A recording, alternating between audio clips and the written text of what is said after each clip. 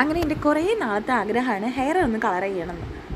Marriage കഴിഞ്ഞ് കുറച്ച് കഴിയുമ്പോൾ ഹെയർ കളർ ചെയ്യണമെന്ന് വിചാരിച്ചാൽ പിന്നെ പ്രഗ്നൻ്റ് ഒക്കെ ആയതിനു ശേഷം വേണ്ടാന്ന് വെച്ചു.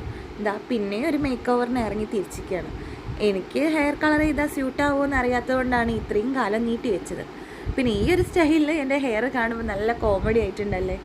ഒരു ബ്രൗൺ തീമാണ് ഞാൻ എൻ്റെ ഹെയറിലേക്ക് സെലക്ട് ചെയ്തിട്ടുണ്ടായിരുന്നത്. ഹൈലൈറ്റിലെ ബോഡീസിൽ വെച്ചിട്ടാണ് ഞാൻ എൻ്റെ ഹെയർ കളർ ചെയ്തത്.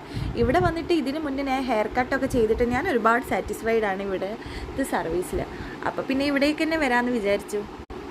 പിന്നെ ഷാമ്പു വാഷൊക്കെ ചെയ്തപ്പോൾ എൻ്റെ ഹെയർ കുറച്ച് വോളിയുള്ളതുപോലെ തോന്നി.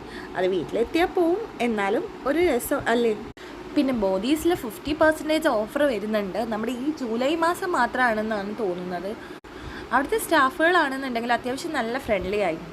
പിന്നെ എൻ്റെ ഹെയർ സെറ്റ് ചെയ്ത് തരുന്ന ആൾ പറയുന്നത് പകുതിയും എനിക്ക് മനസ്സിലായിട്ടില്ലായിരുന്നു. കാരണം ആൾ ഹിന്ദിയാണ്. ഹെയർ സെറ്റായിട്ടൊരു വീഡിയോ എടുക്കണമെന്ന് വിചാരിച്ചാൽ എൻ്റെ മോൾ അതിന് സമ്മതിച്ചില്ല. അവൾ അപ്പോഴേക്കും എൻ്റെ മേലെ